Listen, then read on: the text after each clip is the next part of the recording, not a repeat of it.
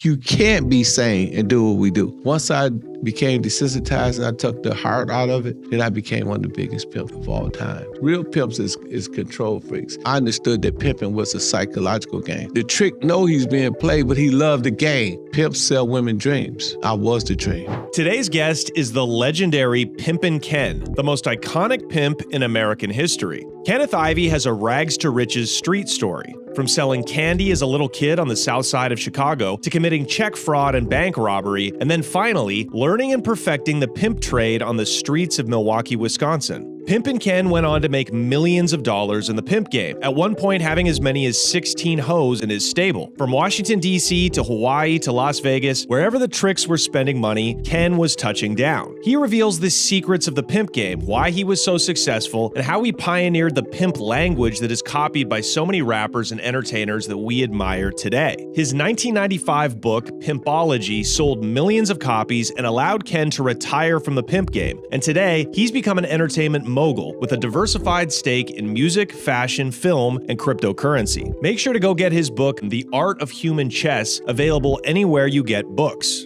And for a bonus episode with Ken, where we talk about his company, HHF, the hip-hop fraternity, and the way it's disrupting the music industry, plus so much more, subscribe to the Patreon, patreon.com/TheConnectShow. Okay, you guys, this is an all-time great, the pimp of the year, the pimp of the century, the legend, Pimpin Ken, right here on The Connect with Johnny Mitchell. It's a real honor to sit down with you. I told you over the phone, I've heard of Pimpin Ken just through listening to rap from decades ago. Yeah. And very few former pimps really have like the staying power that you have had, you know? Right. It's interesting too, because pimping has become kind of accepted in the larger zeitgeist, right? Like Snoop Dogg branded himself as a pimp. Right.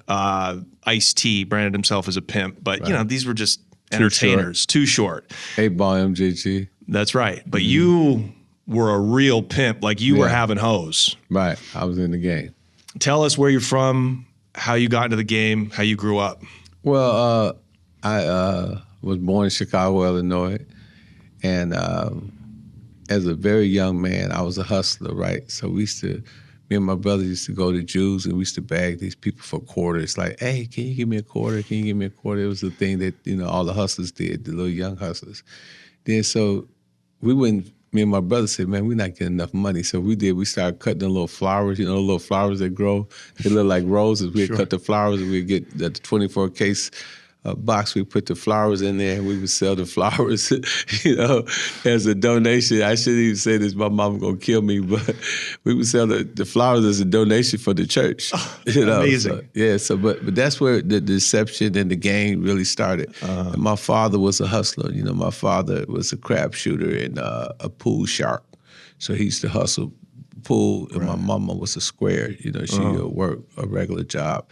So, you know, and my uncles were, you know, hustlers and stuff. They sold drugs and stuff back then. So I was kind of pretty much brought up in that lifestyle. Totally. But at the same time, you know, my father would say, don't do this, don't do this, don't do this.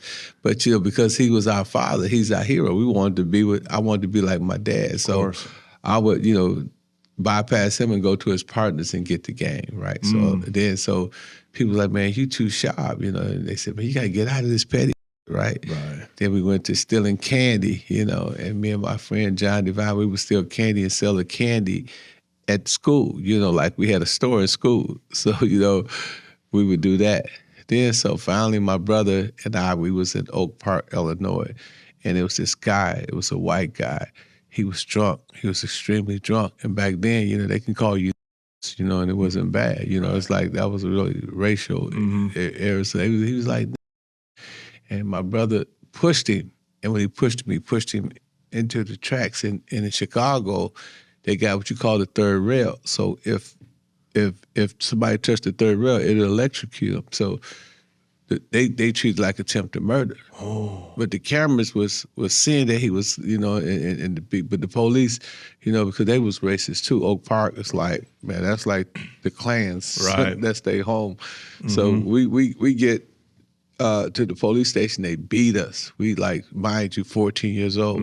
They beating us, kicking us in our head, stomping us, calling us, just really being real disrespectful. And they gave us attempted murder charge. So I'm only 14. They put me in a real prison, like a real jail, like in the Cook County jail. That's like that's a rough GDs, jail. vice lords, it was crazy. And, my brother was 16, but they put us in there. We stayed in there for 3 months, and we finally, beat the charge. Right. Because, But that's devastating, though. Yeah, it was devastating. And it I met hustlers in there, and it kind of pretty much catapult or was the embryo of my, it was the embryonic stages of my criminality, because I learned a lot of stuff, Of course. And so when I got to Milwaukee, my mama said, we got to leave. We get to Milwaukee, I immediately go there and try to cash a check that wasn't even in my name. That's how illiterate I was. I had to be an illiterate, stupid dude to go in there. This day, it probably was even an older white lady. I just got the check out of her thing. And I didn't know what I thought. I thought I could just go in there and just say, hey, here's a check for $300. I want to cash it. And man, the FBI came. And I caught my first federal case. People don't believe this, at like 15. I could have been about 15 or 14 and a half. And so the feds know I didn't know what I was doing. Right. So they just sent me to reformatory school for 3 months and met some more criminals. And, mind you, my dad and my uncles was players, so I understood game on another level. And I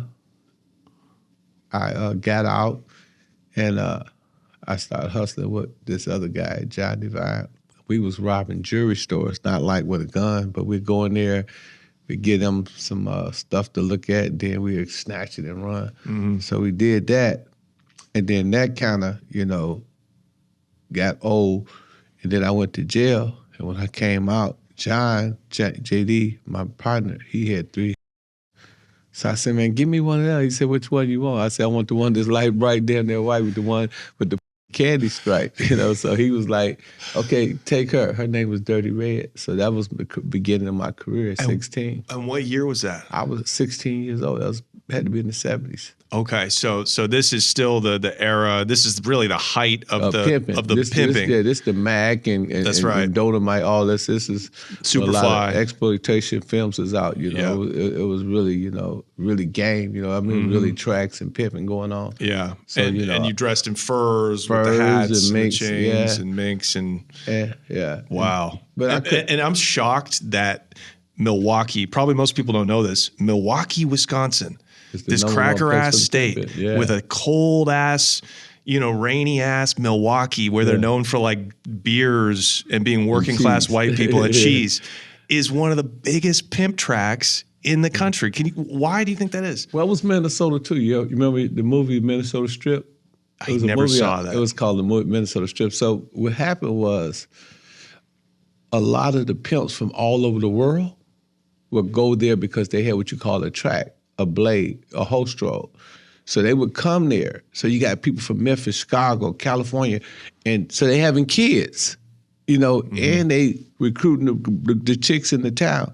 So that's how it became a pimp town.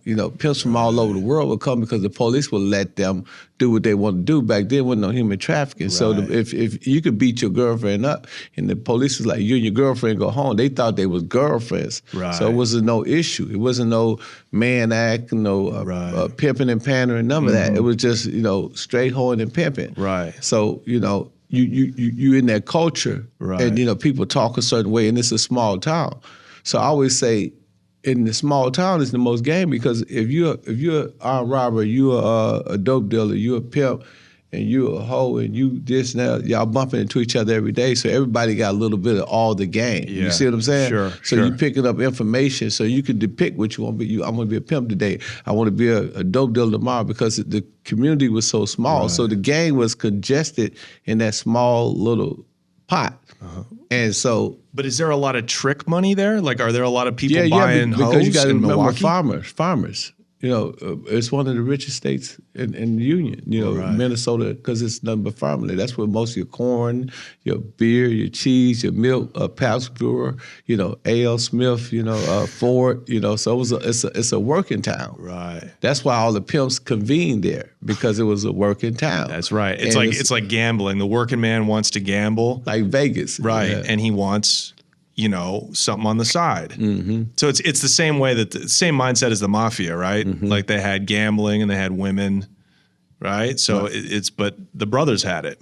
It was a black thing. Yeah, yeah. And the thing about it is that it's like if you got 100 of the baddest bitches walking up and down the track, and you a working class dude, your wife at home, she's fat. Definitely. You could spend at that time probably $30, to sleep with one of the baddest. I mean, they was white, black, it was all type of color, in Milwaukee, because all the pimps from all over the world would come. And that's how we got labeled with Pimp Town. So a lot of those guys went back to where they went, but that culture stayed. Right. It's like certain towns got a certain culture, that culture stayed, and then everybody started wanting to be a pimp. And so that's why I was, I was so smooth with it, because I had so many people, influencing in the game. Yeah, Wow. Yeah. So what were the like in the late 70s? Well, it was a culture. So like they wanted to be right. So would choose pimps, like how they make this thing about this human trafficking, these guys is all, bad and stuff like that. No, these were people who actually participate in the game, and they loved the game. They loved being pimps. They would throw parties, players' balls. They would, go to the after hour, to cocaine, you know what I'm saying, smoke weed. And it was a culture, it was like L.A., Hollywood, but it was in this small little environment. Right. And some people couldn't wait to become pimps. Some people couldn't wait to become. So it was accepted. And, you got chose with your mouth closed. Choose pimps back then. Today, it's so much manipulation and so much kind going on. It was a different culture. Some of these guys that's doing it today don't even know what they're doing. You're a very soft-spoken guy. You're a very nice guy. So it flies in the face of what we hear about pimps. Oh, you got to, put your hands on a, you got to talk to a rude. Yeah. You're exactly the opposite. Have you always been this way? I don't put hands on. I put plans on. It's a non-contact sport, Pimps are like Mark Twain. That's like a Mark Twain quote. I mean, you guys are real American poets. Mm-hmm. So tell us, you're 16. You got one of your friend John, basically gifted you one of your first girl, and then how did that grow? What kind of money can you bring off of a girl? She gave me the first money she gave was like $200 right? And then she kept giving me money every day. But she was a different type of chick, and I didn't know she was manipulating me. She was manipulating because she wanted to have sex all the time. And in the pimp game, you don't, your penis is your trophy, so you try to starve a chick. The more you starve her, the more you don't act like a trick. The more you act like you got control and you got penis control and you're not tender under the zipper, the more she gravitates towards you, because, when she go to a trick, tricks is more, freaks and stuff like that. Desperate, You're desperate. But you're supposed to be the opposite of that, right? So I didn't know that at first. She was just, let's do it all the time. And it was crazy, because actually she was 24.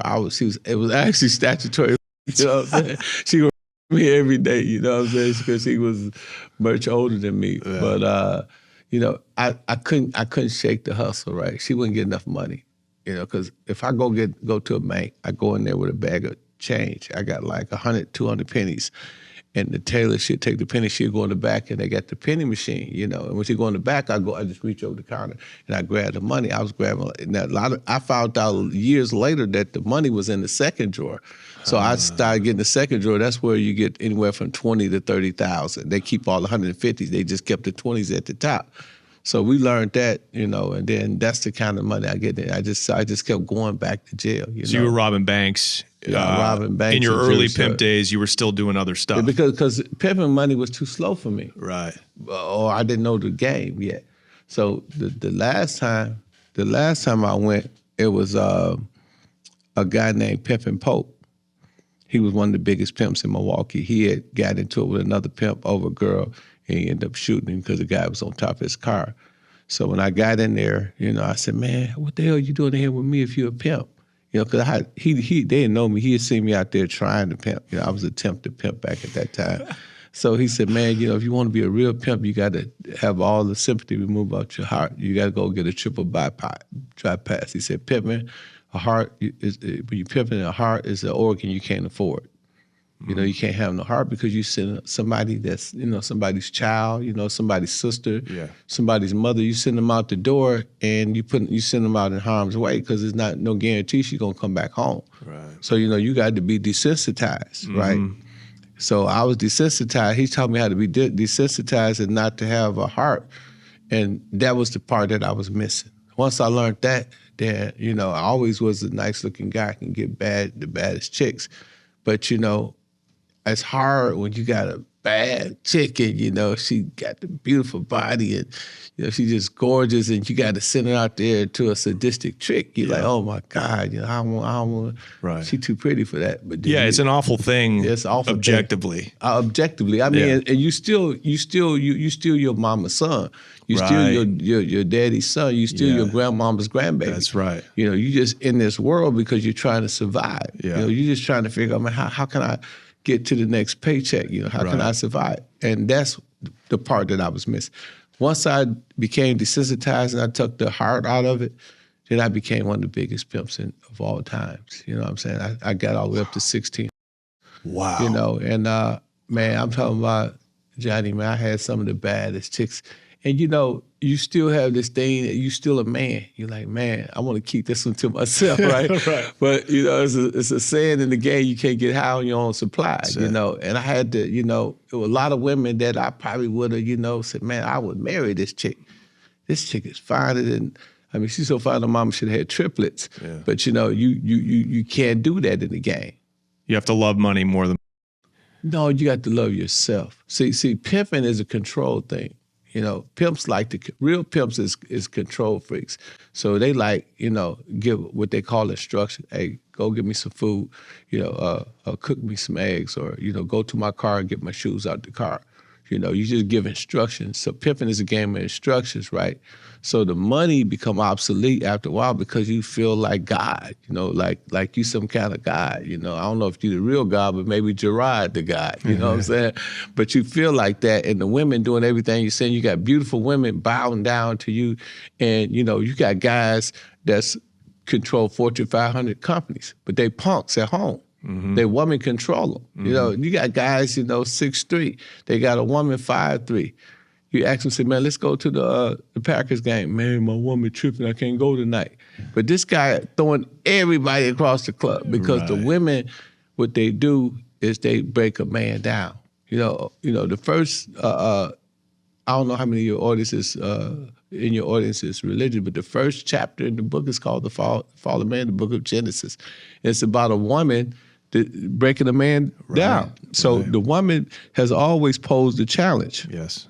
Even though allegedly the book said she came from his rib, and a woman, as Goldie like to say, if you don't take control, she gonna take the steering wheel because she feel you about to crash anyway. That's right. You know what I'm saying? He's gonna crash. She has to believe in your masculinity. Yeah, and how many men have we known to commit suicide over sex, right, or over a woman?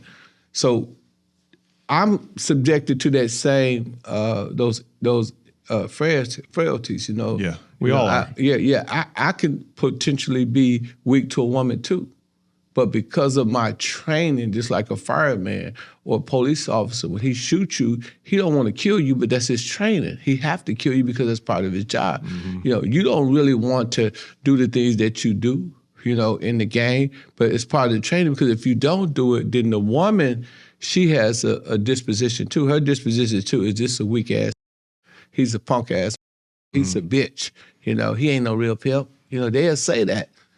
So you have to put these guardrails up, and you got to have your game tight to the point where you don't allow this woman to penetrate you. Yeah. And you got to act like no matter what she do, if that woman leave, you talking about Kenny Rogers. It's Kenny Rogers for real. You got to know when to hold him, know when to fold him. You got to really be able to say, bitch, get on out of here. Yeah. I don't need you. Bust bunions. Yeah, but knowing deep down inside, man, I hope she don't really take this challenge, Yeah. But, that's what pimping is. So pimping is a mind control. You got to control it. And a pimp understand what a lot of men don't understand. A woman's job is to debase a man, and a woman to say stuff like, where you going? Who's that in your phone? And she does it, in increments. After a while, she'll chip away methodically until you actually bow down. And I'm talking about even, you got men like Jeff Bezos and other men who are, extremely rich and affluent, but they weak to women. Right. A lot of men are weak to women. And it's because that's the only defense that a woman have. Like me and you can probably throw me around this room and probably do all kind of flips and kicks. I would never. I know you would never would, but I'm just saying, as a man, you could do that. But a woman, all she has is her mind. And the body, the sex. Yeah, but her mind is more power than the sex because she can break you down emotionally. See, God gave a woman the same thing He gave a skunk, a white stripe in the belly for the funk. Even the Bible says you don't want. That was beautiful. Yeah, but you don't want to meet the scorn of a woman. No. So we know that even you look at some of the divorces and stuff like that. Women take men through there. They go. Yeah. It's a serious. No, they ruin men's lives. Yeah, they ruin them physically, emotionally. It's hell. Yeah. So what I do, I stand on women. I take control. Today's episode is brought to you by The Wellness Company. I love this company, you guys. I was using them long before they were a sponsor of the show. I actually heard about them on podcasts years ago over the pandemic when I was trying to get access to ivermectin when I had COVID. The Wellness Company is an alternative medicine and vitamin company that's disrupting the pharmaceutical industry. I love them. Did you know methylene blue is being sold online as the same grade used in fish tanks? That's right. Watch out for low-quality bottles that are untested for heavy metals and made overseas. You can trust the Wellness Company's Recharge. It's a doctor-formulated supplement combining powdered methylene blue with NAD+ and PQQ. This methylene blue is USP grade, ensuring top-tier purity for maximum safety and effectiveness. This is not the sketchy stuff you will find on Amazon. Recharge is formulated with research-backed ingredients to optimize brain function and cellular repair while supporting clean, lasting energy. Tap into cognitive and metabolic support that helps you stay focused, energized, and resilient all day long. Choose a trusted formula made for your body, not fish tanks.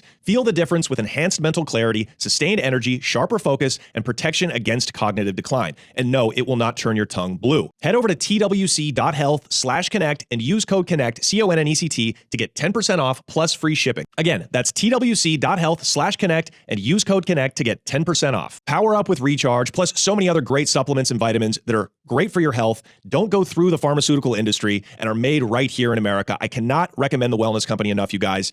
Go over to twc.health/connect and use code CONNECT for 10% off plus free shipping on every order. Now, Ken, at such a young age, as a teenager or in your early 20s, do you know all of it? Like, did you have to learn all of this wisdom that you have now? Like, did you just learn that through trial and error, through being a pimp, or did you study the shit? Did you read about the psychology of man versus woman? I read Iceberg Slim. I read all those books, but I didn't want to be them. See, Iceberg Slim shot heroin and cocaine. Yeah. I never been a drug addict. I don't use drugs. I don't smoke. I don't do anything. Right. So that wasn't my flavor.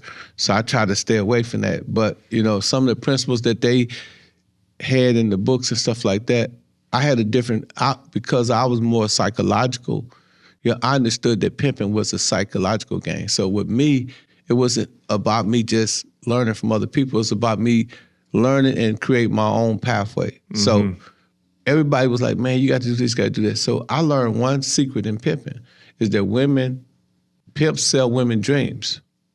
I never sold a woman a dream. I was the dream. Okay, so what is the end goal of that dream? Well, they like diamonds. They like Rolls Royces. Right. They like Maseratis. I had all that. Wow. Big houses. Wow. So I didn't have to work as hard as the other guys to get the women. All I had to do was show up, and they thought I played for, the Milwaukee Bucks, the Green Bay Packers. They thought I was a football player. They thought I was an actor. They thought I was a celebrity because they see me with all these trappings of life.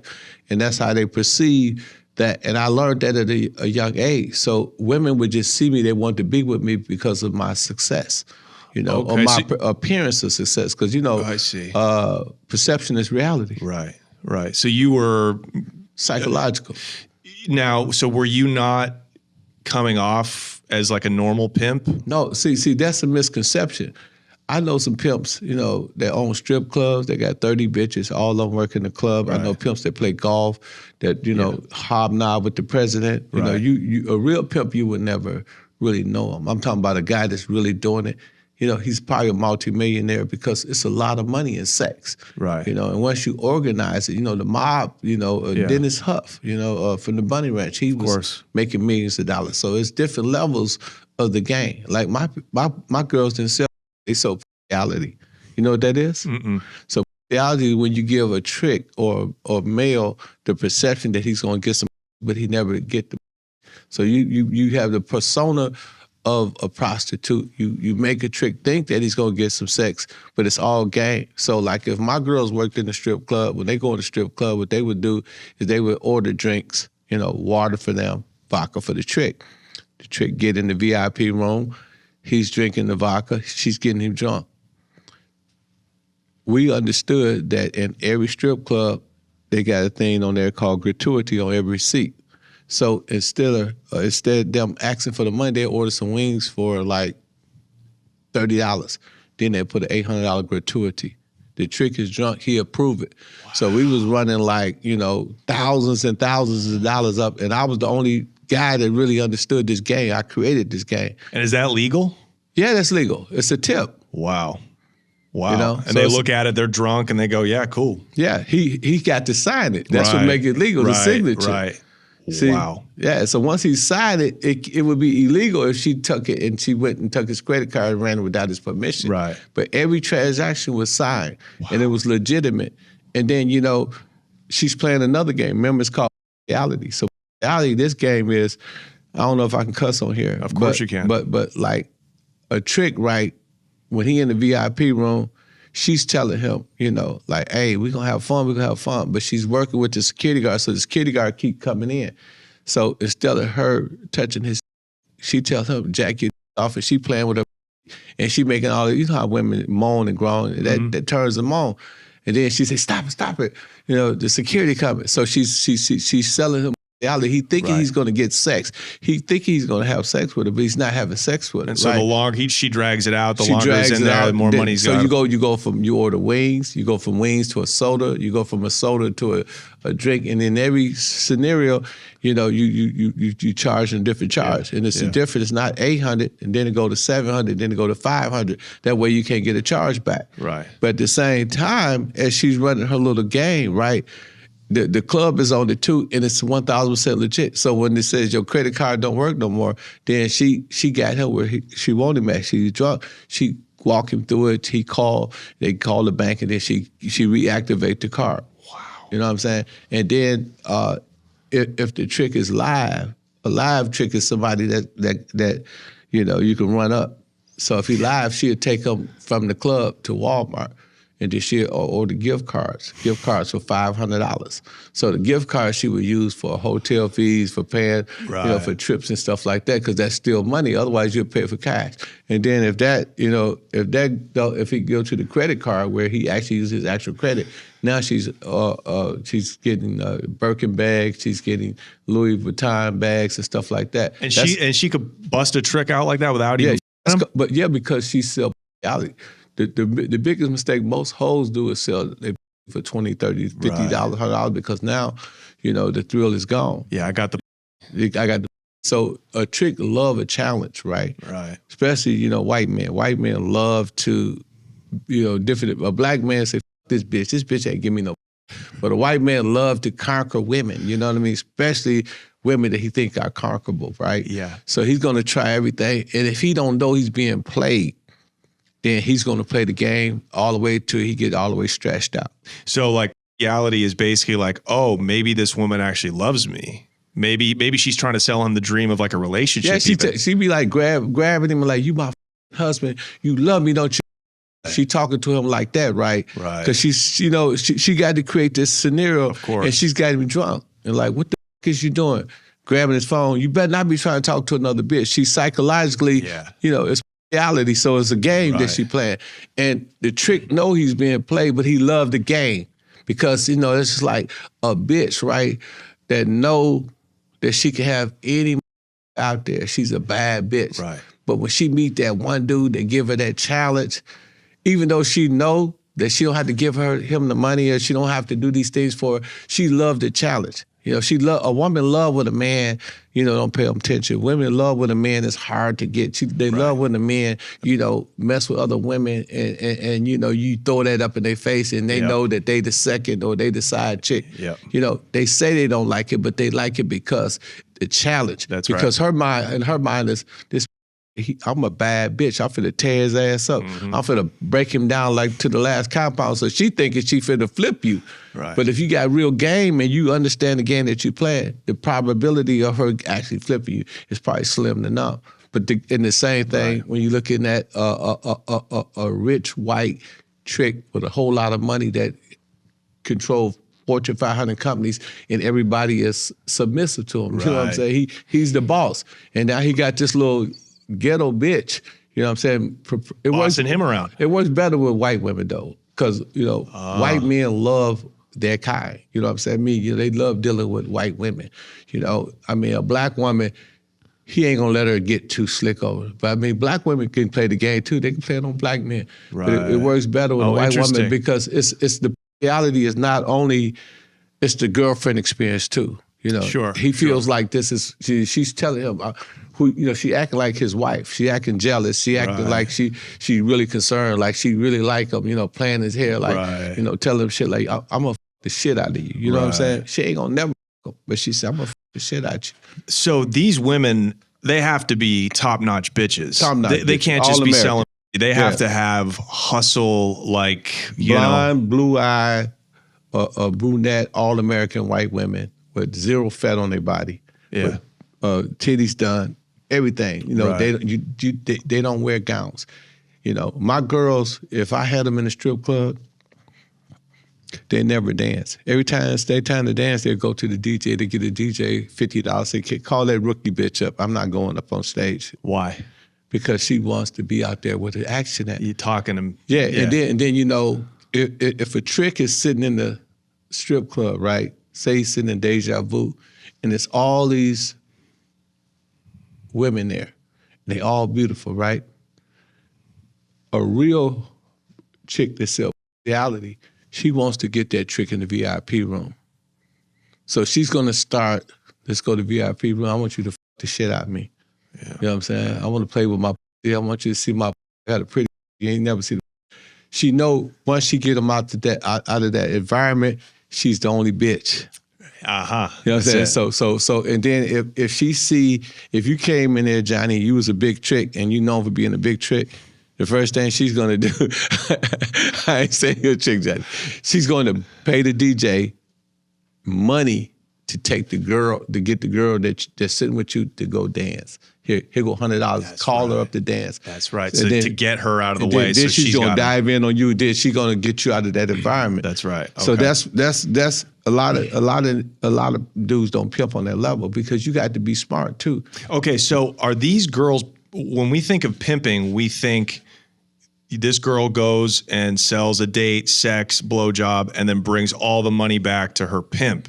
But this sounds like the arrangement's a little different. What are these bitches getting? What are their cuts out of breaking tricks like this in strip clubs? Well, this is the fun part. So the fun part of it is that when you deal in this level of game, everything is based on barter, right? So it's a barter system. So what I do is I go get a nice apartment, probably like something, you know, decent for about $1,500. I tell her that I sublease it to her for $3,500. So I'm making an extra $2,000 on the apartment. I go get her a car.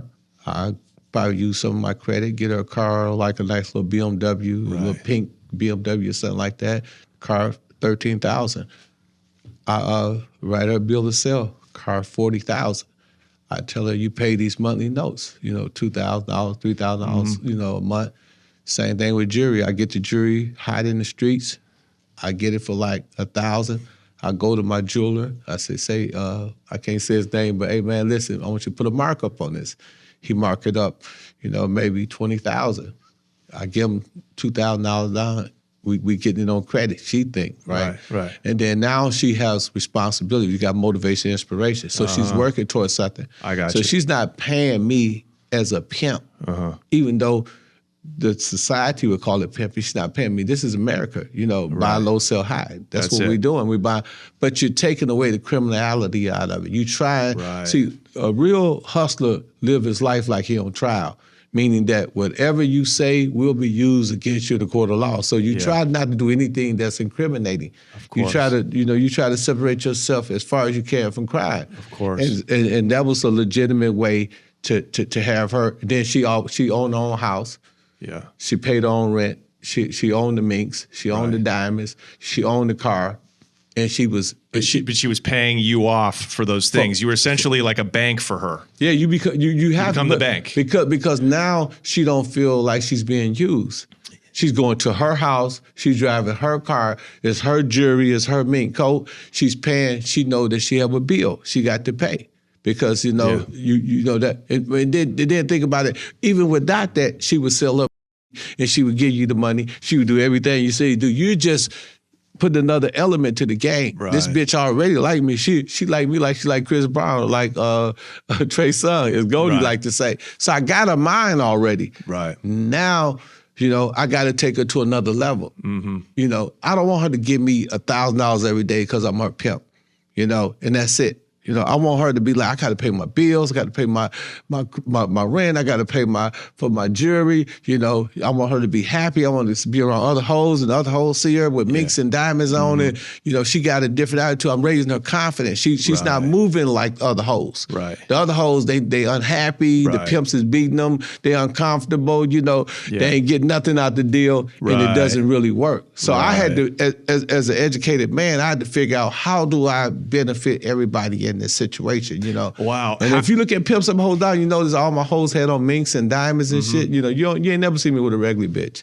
I don't do that. Yeah. How long did it take you to move up from, we'll call it like street pimping or putting hoes on the track to actually moving up to where I got them in strip clubs and we're only doing this really sophisticated, high-end kind of breaking of tricks? Because I kind of stumbled up on it because,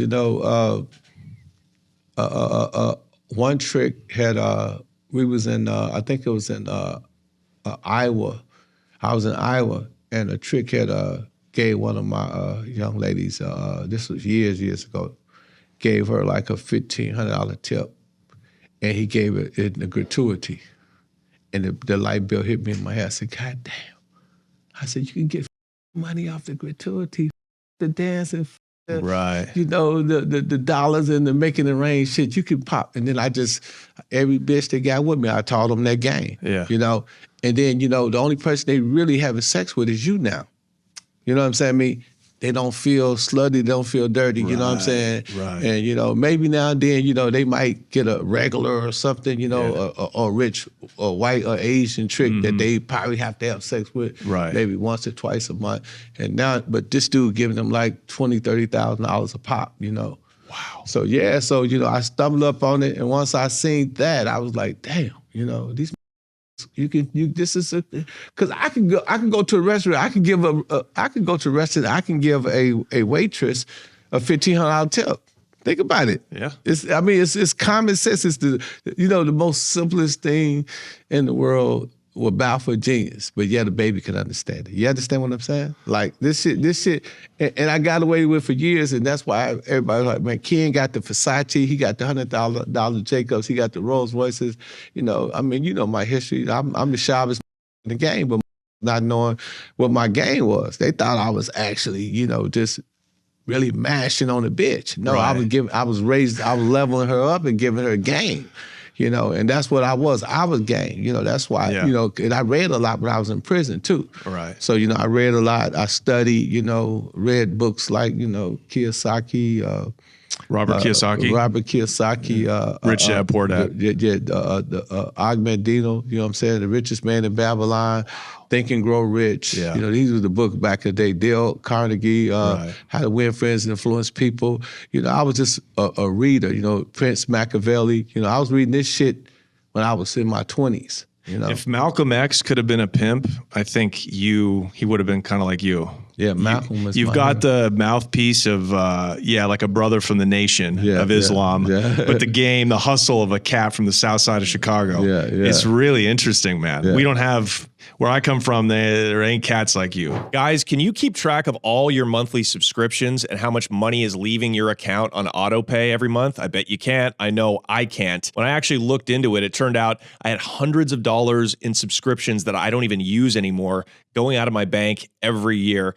That is why you have got to get my partner, Rocket Money. Rocket Money is a personal finance app that helps you find and cancel your unwanted subscriptions, monitors your spending, and helps lower your bills so you can grow your savings. Everything we do in life basically now is on a subscription. What Rocket Money does is they find and locate and alert you to all of your subscriptions and all the payments that are leaving your account every month. What they can also do is they can actually contact the vendors and the companies that you do not want to subscribe to anymore and get it canceled for you. They're the middleman. They can take care of that for you. They canceled probably 4 or 5 unwanted subscriptions of my own personally, and it saves me hundreds every year. What they can also do is consolidate checking, savings, loans, and investments into a single, easy-to-read dashboard to give you a clear view of your financial picture. They also have a feature like automatic savings, which puts away money from your paycheck every month into a growth savings account and moves you closer towards your financial goals. Let Rocket Money help you reach your financial goals faster. Join rocketmoney.com/connect. That's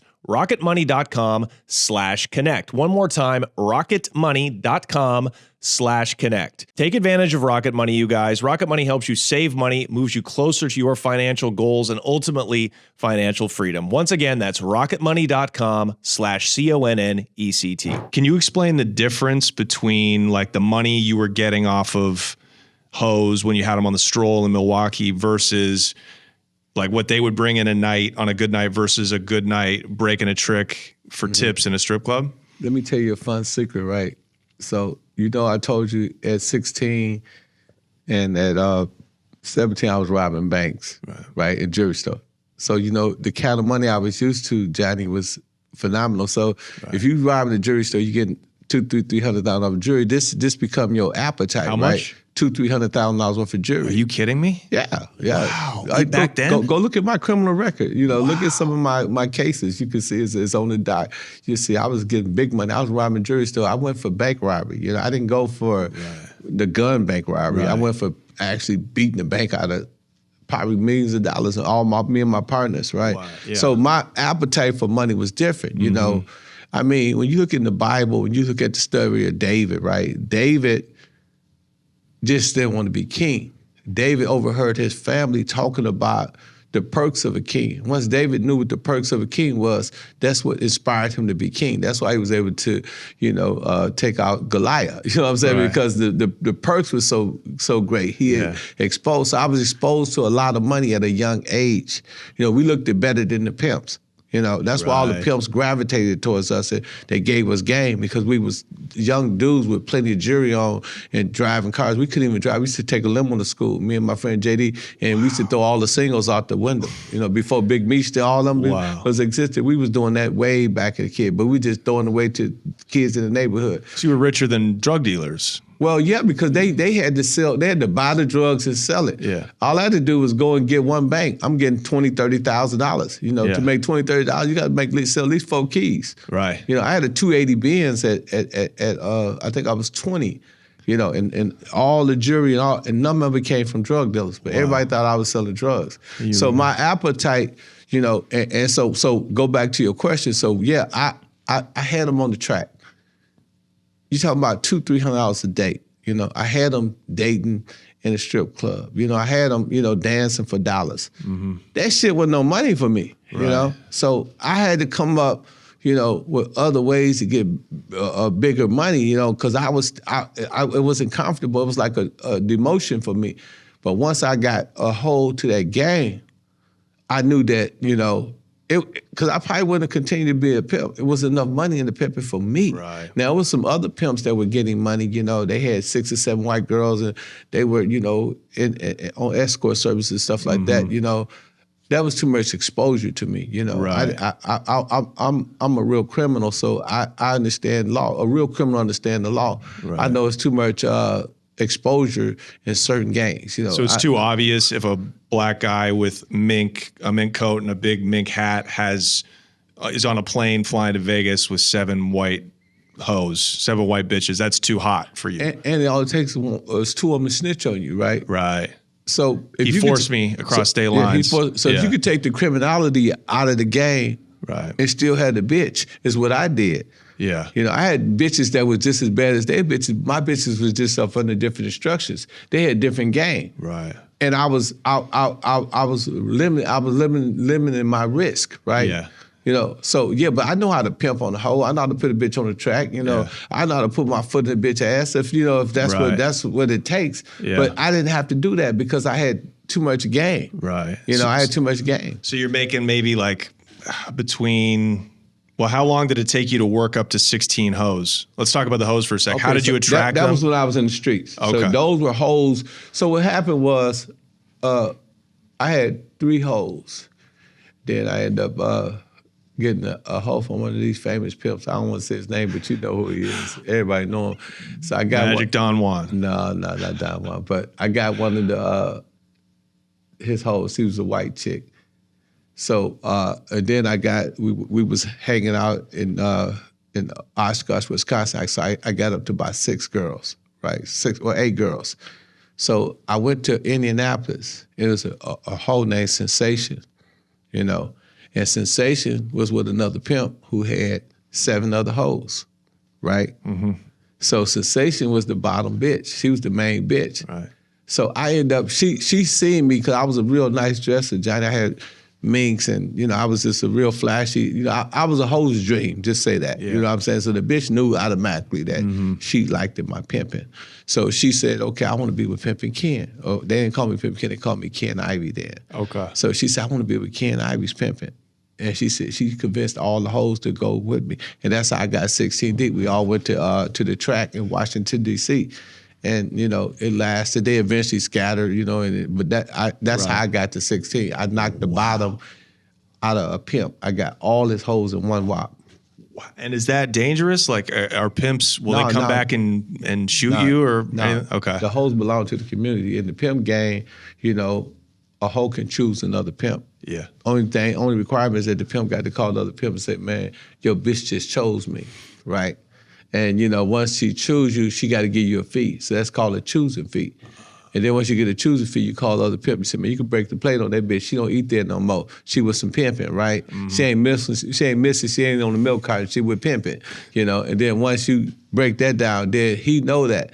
And then he'll be like, yeah, well, put the bitch back down. You know, put her back on the track so I can get action at it. Make sure that she didn't make a mad move. So you put her right back down. You put her right back in the streets. And that's how the gang go. Wow.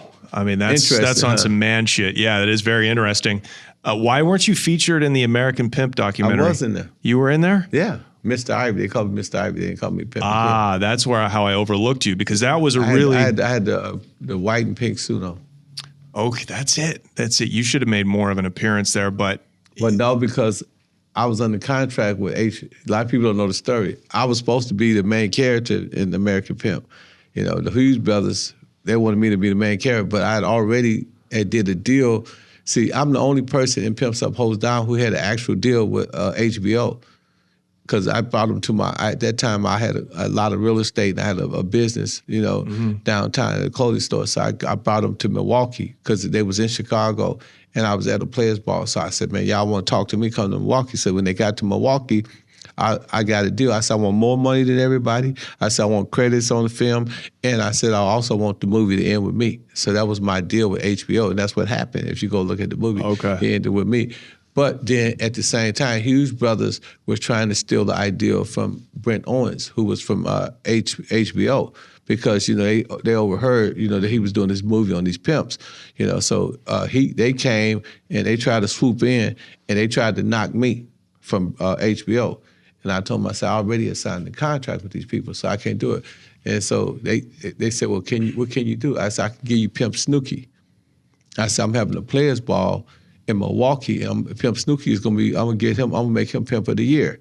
So they said, well, we love to film that. So when Snooki getting the trophy, that's me giving Snooki the trophy, okay. right? At the Players Ball. Yeah, right. so but you know, I told them, I said, I don't want y'all to fuck up what I got going on with HBO. So I was really under contract. I see. Otherwise, I would have been, you know, featured in there. The main character. So I spoke very minimum, and you know, and you know, that was the understanding. And you know, of course, you know, I would have made a lot more money from the Hughes Brothers, but because you know, I chose not to, you know, take a leading role in there, I wasn't able to get the kind of money that I should have got. Today's episode is brought to you by Cash App. You guys, Pimpin Ken uses Cash App. Don't you want to use the same money transfer app that the legendary, the most iconic pimp in the world uses? That's what I thought. And check this out. Cash App just released a new status program for the way people actually spend called Cash App Green. It unlocks new ways for you to pay, get rewarded, and easily grow or manage your money on your terms. Now, when you spend at least $500 a month with the Cash App card or Cash App Pay, you earn Green status, which unlocks benefits like up to $200 of free overdraft coverage, higher borrow limits, and custom personalized cashback offers every Friday at places you love to shop. Turn everyday spending into status with Cash App Green. Download Cash App today or visit cashapp.com/new, N-E-W, to learn more about this and other great features launching now. For a limited time, new Cash App customers can earn $10 if they use code CASHAPP10, that's Cash App 10, in their profile at sign up and send $5 to a friend within 14 days. Terms do apply. Cash App is a financial services platform, not a bank. Banking services provided by Cash App's bank partners. Prepaid debit cards issued by Sutton Bank, member FDIC. Cash App Green, overdraft coverage, borrow, cashback offers, and promotions provided by Cash App, a Block Inc. brand. Visit cash.app/legal/podcast for full disclosures. So like 16 hoes or 8 hoes or 4 hoes. I mean, you're around women so much. That takes a special kind of patience. I mean, I can barely be with one woman in a relationship. They drive me so crazy. So, I mean, truly, I think that is a skill to be able to manage that kind of estrogen. Like, what is the key? Well, the key is, you know, like if you take them to DC, do you put them all up in a house? So what holds the value proposition or the deal is that, look, the more hoes we got, the more money we're gonna have, the more we're gonna be able to do, you know. And to them, it's like being on a football team, you know, and they feel like we finna outdo Bishop Don Juan, we finna outdo Pimp Snooki, we finna outdo Sugar Free, Too Shorts, you know, we finna be the main character at the Players Ball this year. Yeah. So everybody is with each other because it's a game and it's a lifestyle. You know what I'm saying? So hoes, they want to be with other hoes because they feel that that's their definition of being with a real pimp. Yeah. You know, he got 15 hoes, he the best pimp. He got 6 hoes, he the best pimp. Yeah. And then now here's where you got to come in. You got to be able to manage these hoes. You know what I'm saying? The way you manage them is, you know, you pit them against each other. You tell this hoe, you my best friend. You tell this hoe, you my best friend. You tell, I want you to be a spy for, I want you to watch her, you watch her, and you confuse them, right? Then, you know what I'm saying? Once you get them, then you send a hoe over here, a hoe over there. And then you constantly, you know, playing games with them. You might be talking to this hoe, and you telling this hoe, like, yeah, I'm on the phone with your wife-in-law. That's what they call it, the other hoe's wife-in-law. I'm on the phone with your wife-in-law. This bitch just gave me $8,000. Hey, bitch, how much money you gave me? $8,000. Now you playing psychology. Now she's hustling to try to compete with her, so you keep them in competition. That's it. Right? And then some of them is crazy, so they want to fight, they want to argue, and you got to be able to fire her right in front of everybody. Like if I got a disgruntled girl, I got 6 girls, one get disgruntled, I say, you're fired. That's the hardest thing to do because you're cutting your money source, right? But you got to be able to fire. So it's all about, it's almost like in the animal kingdom, you know, everything is based on perception and fear and, you know, different things, right? So, you know, you just have to master the environment. And you got to, the main thing about pimping is you got to always be desirable, you know. You know, you got to always be the one thing that everybody wants. So all the hoes got to want you simultaneously. Right. And all of them got to be striving to be the bottom bitch. Right. They all got to be competing, you know, like I'm going to give him more money than this other hoe gave him. That's it. And then it becomes a challenge. And you got to Right. create that challenge and that psychology and that environment, that psychosis that, you know, hey, bitch, if you give me more money, this bitch, you going to be my bottom bitch. Right. You know, so that's the whole thing. And then, you know, the money part is the least of it, right? It's more like the God-like feeling, right? You know, you control all these bitches. Everybody thinks it's about beating hoes and all. It's about being the alpha male. You know, you want to be like a god. You know, it's crazy. It's a god type thing. No, you're turning like the biology of man on his head because our male biology is we see a woman and we just want to have sex with her. Right. And everything we do, from these careers we try to make and the house we want to buy and the car, is all to attract a woman so we can have sex with her. But you're turning it on its head. It's like, no. She wants to be with me. She loves me. And she's going to pay for all of this. That's fire. Goldie, it's reverse game. Yeah. So Goldie, he got a beautiful saying: "Take the off the pedestal." Of course. Because here's the situation, Johnny. Right. So if I meet a pretty woman, right, and she come and she say, "I'm with you," right. And she know that I'm sexually attracted to her, right? Every time I take her out to eat, she gonna try to pay me with. Every time I take her to a movie, she gonna pay me. Every time I buy a Birkin bag or Gucci, she gonna pay me with. But the minute she get upset, she gonna weaponize the, right? Mm-hmm. And she gonna use it against me. So she gonna turn over to the other side of the bed and put her back towards me when I'm ready to really just have sex. I'm horny than a horny bee, right? And she's depriving me of sex because I allow to be on the pedestal. But when we take the off the pedestal, right?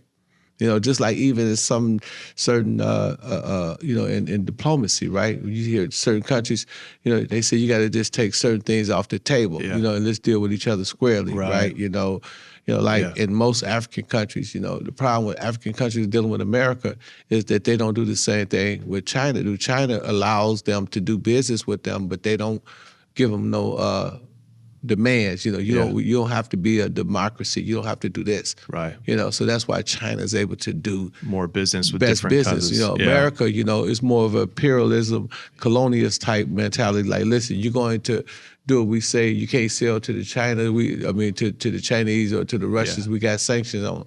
Well, the same thing with coochie, right? Mm-hmm. You take all that off the pedestal, and she got to deal with you man to man, woman to woman, metric to metric. As Goldie like to say, then the dynamics change because she don't have the one thing that's her most valuable asset, which is her vagina, right? Mm-hmm. The power of the vagina, as Ronnie Bo like to say, right? Once you take that vagina out of the equation, that's like me and you talking, right? It's man to man. It's gonna be woman to man. Mm-hmm. So now there's nothing inside of you that's gonna say, "Oh man, I can't wait to get in that coochie," right? You know, and she can't say, "Oh, I can't wait to see what this package look like, what that would look like." Now it's like two intelligent people having an intelligent dialogue. Wow, it's almost like more respectful in a way. Yeah, it makes two people be honest when they can just conquer their biology. Mm-hmm. When it's actually in some kind of sick way, it makes things more equitable.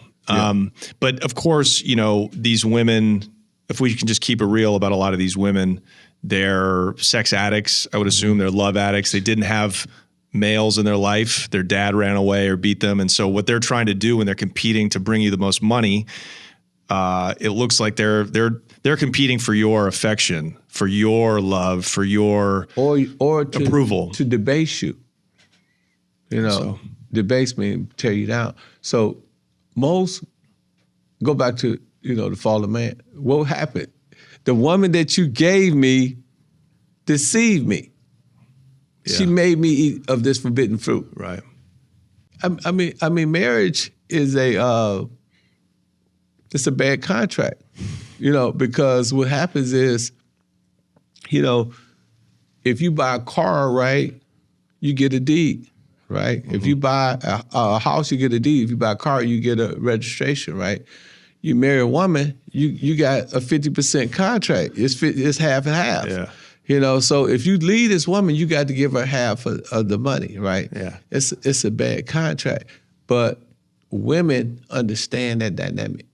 But if a hoe bringing you money, you think that she's still trying to debase you?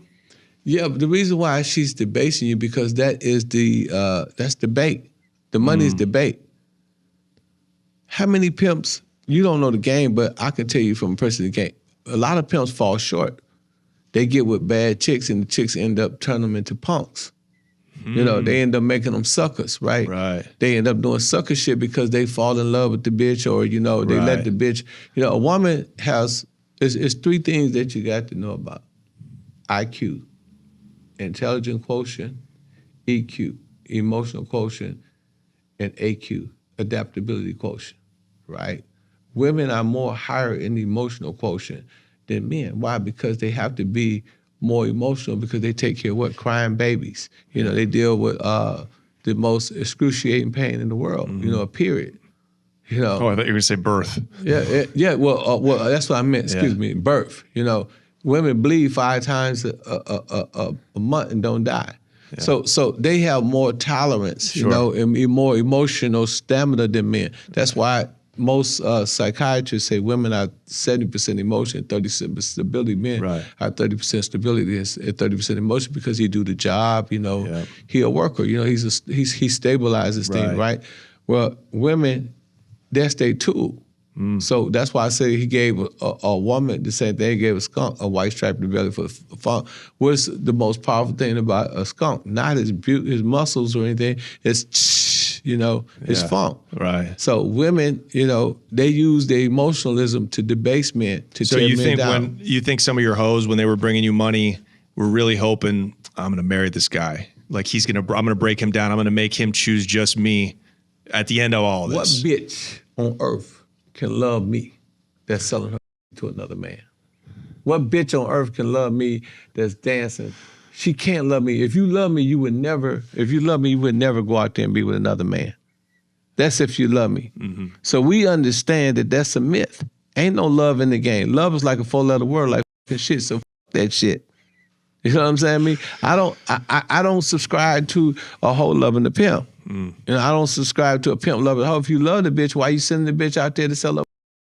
Why you sitting over there to let Johnny for $500? You know, what kind of pimp, what kind of husband, what kind of man is you? Sure.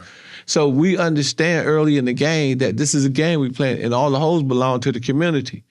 A bitch left her mama, she'll leave you. The book on what a bitch gonna do haven't been written yet. You can't find the book on what a bitch gonna do. Whether she's square, whether she's a hoe, you know, whether she's just a bitch or whatever, the book on what a bitch gonna do hasn't been written yet. And the irony about that is that most men don't understand that. She'll never let me. She left her mama. That was her first house. You know, she was in her mama's, you know, all of us love, we all love, we come from, right? That's our first 9 months where we stay. So. Man, that's such a hard, it's not, I'm such a romantic, you know, I don't like to think about things that way. Do you think that your perception's jaded? Because now that you're a legitimate businessman, you're a worldly man, you're a well-traveled man, you've been around not just hood people, far from it. You've been around affluent people, you've been around white people, people that come from environments where, like, my parents been in love and married for 50 years. Do you think my mother and father was married for years too? Amazing, right? So, do you think that you're maybe just dealing with a certain kind of traumatized woman that behaves and thinks this way? See, they always say the women that were traumatized. I was at 3 years old by my babysitter. You know, the lady who babysitted me. My mama left me in prison for 6 years with no visits. You know, I ain't have no visits from her, right? So I was traumatized. The first girlfriend I ever had, she ended up having sex with a 32-year-old man, and I caught him in bed. So I was traumatized too. It's you know, these men ain't just sending these women out here. We have problems too. We have psychological problems. You know, a lot of men that's pimps, they have psychological problems. Right. You can't be sane and do what we do. Right. No. You know, it's impossible. You know, because like you said, the desensitized aspect of it comes from, you know, you having, you know, zero sympathy for shit. Right. And it comes over a period of time. And then you have abandonment issues, right? Right. You know, you can't fall in love with a woman because your mama abandoned you when she had her second child. Right. You know, when you was a baby, it's about Gaga Gugu. Robert Greene talks about the abandonment issues. You know, he talk about how, you know, when somebody get abandoned, you know, it's hard for them to get in a relationship and be with somebody because they don't want to suffer that abandonment. Yes. You know, and then the females, when you think about a woman selling her, if she get by an uncle or by pops or by a cousin or something, immediately she learns two things: that a is valuable and that she is never going to have a virgin marriage. She would never get her cherry bust by somebody who she loved, right? Yeah, yeah. So she become desensitized too. And so one was like, oh girl, you know, you remember so-and-so was in ninth grade with us, girl, he bust my cherry. Yeah. She ain't gonna say, yeah, well, my uncle bust my cherry. My daddy bust my cherry. My brother bust my cherry. You know, and so most hoes, if you notice, you know, they understand the value of their coochie. You know what I'm saying? That's why they charge for it, because they know, you know, that uncle that used to always be like, here go $100, don't tell your mama, you know, come on in this room with me. You know, all that shit they be doing, that little weird pedophile shit. Yeah. You know, that shit also, it creates two things. You know, it creates, you know, the first, and most women, they first orgasm is probably coming from somebody that they don't even know, or somebody that, you know, that's not really their man. So they already dealing with strangers. Yeah. It's just they say, well, I already been violated, so I might as well get paid. And people don't realize the in-depthness of that, you know. And they say you can take every pimp off the country, still gonna be hoeing. Yeah. It ain't gonna be. A lot of people say she's being abused, she's been human trafficking, but then the same girl get caught 2 weeks later for prostitution. The pimp is in jail. Right. You know, so it's like it's all they needed to take 100 psychiatrists and just dump it in the game and deal with all of us because we all crazy as a motherfucker. And that's really, I can't believe it's so great you said that. So in a way, the pimp and the hoe are both victims. They both victims. I mean, I would say they trauma. You know. Yeah. Either got post-traumatic stress disorder, they got post-traumatic skepticism disorder. Yeah. The bitterness. That's a new one, right? The jadedness of life. Skepticism. Yeah. You know, paranoia. You know what I'm saying? All this shit is real. You know, then, you know, I read about Vietnam. I wasn't old enough to go, but I read about it. And everybody that came back from Vietnam had problems, right? Had issues with them there. What about in the black community, African American community, where you got young men killing each other every day? The murder rate is all going on. Every day is a shootout. So every day is a shootout. So they got trauma too. That's traumatic too. So a lot of times, you know, we deal with the crime, but we don't never deal with the problem. Yeah. The problem is the environment, you know, and then, you know, women, right, and particularly black women. I want to use this as a you know, a backdrop. So black women are 85% single parenting. Is that real? Like across the country? Yeah. Oh my God. Now check this out, Johnny. This is gonna be alarming. If there's no father in the house, if, you know, the father's in jail through, you know, the crime bills of 94, everybody keep talking about, you know, Clinton's crime bill 1994, where they locked up a lot of African Americans because of cracks, right? Yeah. If all this is true, and 85% of the parents, you know, are mothers, single mothers, then who's raising all the killers? The women. You have to have men in the household. Of course. You know, and I think the black man and the black woman have to come back together, because if not, this debauchery and this negativity is going to continue. You know, the pimping, the hoeing, the drug dealing, you know, the ops and all that shit you see, it's going to continue because the father has an Adam apple.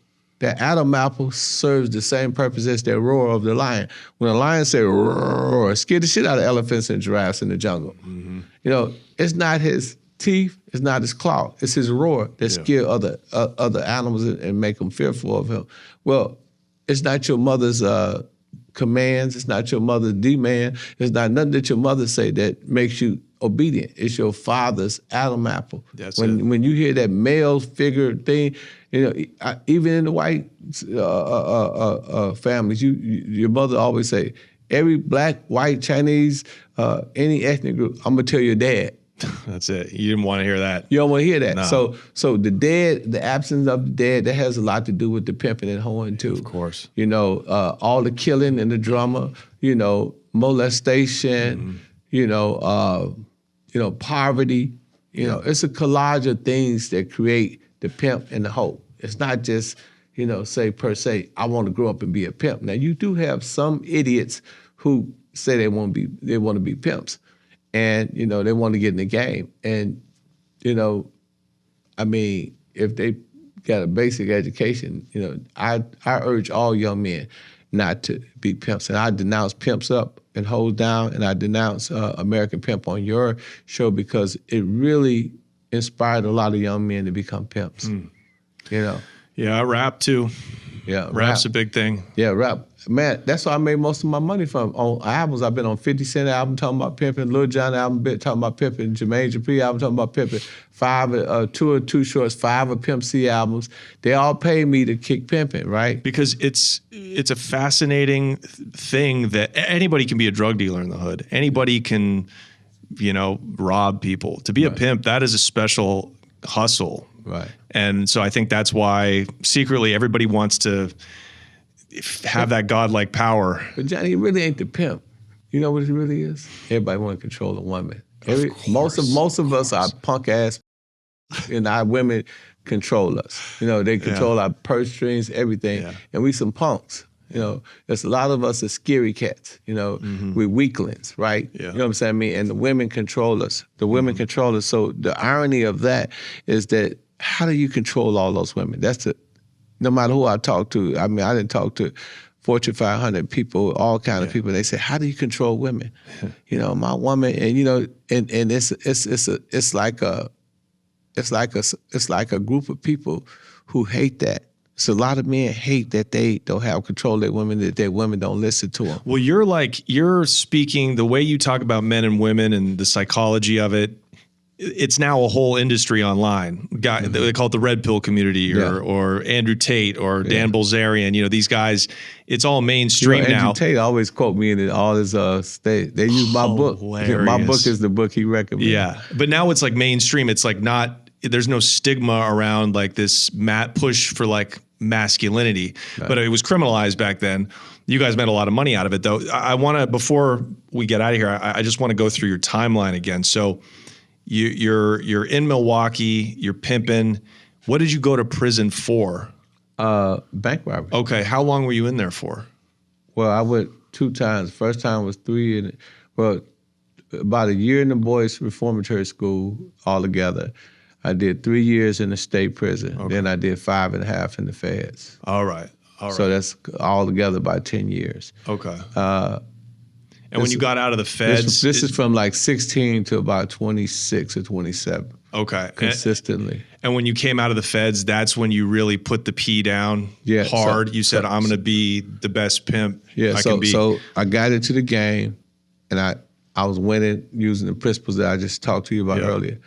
So when Pimps Up, Hoes Down came out, I made a deal with HBO that if they put their movie out, I'll put my movie out. So my movie Pimpology, which is they could watch for free on YouTube. So all you gotta do is go to Pimpin Ken podcast. They could watch it for free.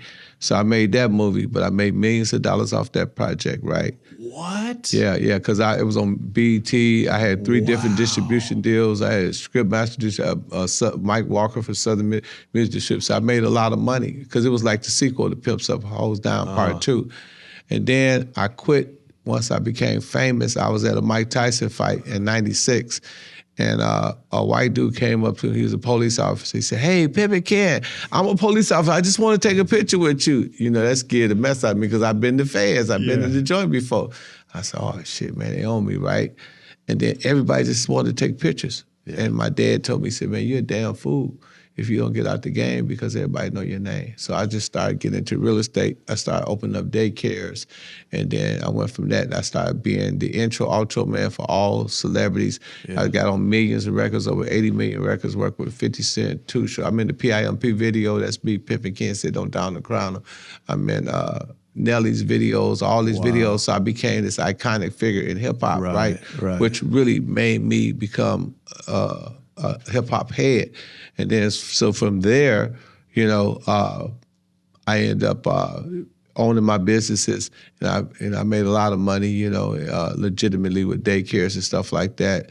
And I had got called by a company by the name of Simon Schuster. You familiar with them? Of course, the publisher. Simon Schuster gave me $250,000 to do a book called Pimpology, right? And so that was big for me. The first time they offered me $25,000, I said, that won't even pay for the front end clip on the Benz I'm driving right now. And so Jeremy Stratus, who was my chief publisher, he called me back. You know, he gave me what I wanted, gave me the 6 figures. And then I wrote me another book called The Art of Human Chess. I did that independent, made way more money. And that's how I got up on audio books. I went back to Simon Schuster. I tried to buy the rights for my audio back. And in the process that we did a deep, what they call a forensic account on my book, and they said I was in the red. I said, how the f is I'm in the red when I sold millions of books for y'all, right? Everybody in prison bought my book, you know what I'm saying? Yeah. It was on the list of books you could order in prison, so my book was the only black book, period. Oh, so that's selling like... Yeah, that was, yeah, but for Simon & Schuster. So I went on YouTube, on Google. I got me a contract. I put it out there. I put a lawyer's name on there, a white lawyer name on there. And I went to Simon Schuster. I said, I want to buy it back for $50,000, you know, and they whooped the woo. So what I did, I gave them a fake contract, you know what I'm saying? It was a real contract, but in the contract it says that I will retain my rights. You know, I will retain my rights, you know, or the money that would come from the sales of the existing book, which is Pimpology, it would come from the royalties to $50,000. Yeah. So I'm sitting there, I got a check. I got the check says $50,000. I wrote $50,000 on it, flipped it, never signed it, you know, signed the contract, walked out of there, you know. Now I own 100% rights of my audiobook, and I didn't give nothing. If you go look at audiobook, it says Ken Ivy, right? Is that okay that they know that we're talking about that? Well, you know, it's all cool because I ended up working for him. You know, I became partners with him. I'm a literary agent now. I said since then I signed Boosie to a book deal. I signed IT to the same company, which is Simon Schuster. So, you know, I mean, when you think about it, you know what I'm saying? I mean, you know, it's like, you know, they respect me. You know, You're making them money now too. Yeah. So. I mean, so you go from owning your rights, right, to your audiobook to working for or being a partner and signing 2 of the biggest guys in hip hop to the company as their literary agent, you know. And then I also got movies coming out called The Making of Autobiography. So now we're making the movie of the making of each book as well. So, you know, I mean, and Simon Schuster and all this stuff, you know, they love me. You know, I'm everybody loves you. I'm a businessman. I love you. No, I'm a businessman. You know, Simon Schuster, they made a lot of money off me, man. You know, whatever I do, they ain't gonna get mad because they know I made a lot of money for them. Do you think you made more money legit or in the pimp game? But you know, doing a contract, once somebody signed a contract, Johnny, it don't make a difference how it panned out. Yeah. The check wasn't the issue. The issue was the contract. They have to read the contract. You know what they told me? Read the contract. You know what cost me all my money? I didn't understand what the word revert mean. So they said you would get 15% except for when it reverts to a paperback. So I would have been getting 10% of all the money that they made. So every time they make $1 million, I would have made 100,000. But once it went to paperback, it reverts to 5%. So you still got to pay for the manufacturing costs. You got to pay for all these little hidden prices and stuff like that. And that's what's eating my money up. And that's what. But I didn't make so much money off the audio book now. How many copies are you selling? Man, Simon Schuster had to sell millions of copies. They making of Pimpology. But they don't give me no money. So how I get my money from the audiobook. I own 100. They don't own nothing of the audiobook. So how much money do you think you made off the audiobook? Man, I deal with ACX. It's got to be at least access to $1 million. Wow. You know, how much is each audiobook? It's one is 14 and the other one is $6.99. So wow. and so the Pimpology helps my own book sale as well. Right. You know? It pushes your brand. It pushes my brand because every time people go and Simon Schuster, of course, they're gonna do their due diligence because they owned by CBS. Yeah. So they could push the algorithms however they want to push it. Right. And because I'm in my 29th printing, I don't think too many people have been in their 29th printing. And the book is still relevant as it was when we first put it out in 07. It's kind of benefit me as well. So I get a check every month from ACX or from, I guess you would say ACX would be Amazon. You know what I'm saying? I get a check from Amazon from Jeff Bezos every month. That is incredible. That's incredible. It's so rare to get anybody to read anything nowadays. That's why I see Simon Schuster, they were slow. I understood because I used to listen to Think and Grow Rich on audio. Yeah. I understood that the culture was going to audio. going to audio, but the greatest thing, if you ever look at my Instagram, you're gonna see something that in every one of my posts. Go to audible.com and get my new book, or go get my book Pimpology. Right. Just type my name Pimpin Ken and search bar because everybody on their phone. Yeah. So how many people going into the brick and mortars? How many people going into Books A Million or Barnes and Noble? Not many. Only homeless people. So I end up beating them at their own game, making way more money than them. Do you think you're mostly selling selling books to people in prison? Yeah. I had the owner of LA Fitness called me. I had accountants, a lot of lawyers, the king of what's the name of that African country? He paid me to come to Africa. Burkina Faso? No, not Torre. This was the Congo. I don't know. Idi Amin, Uganda. No. It's like Cameroon. Gambia.